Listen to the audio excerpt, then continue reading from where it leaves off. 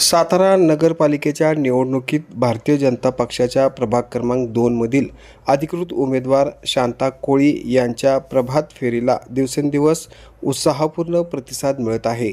नागरिकांचा वाढता सहभाग पाहता प्रभागात निवडणुकीचे वातावरण अधिक रंगतदार झाले आहे.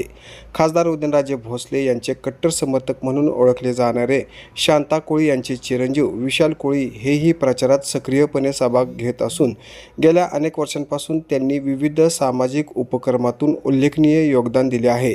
समाजोपयोगी कार्यामुळे त्यांची प्रभागात स्वतंत्र अशी लोकप्रियता तयार झाली आहे.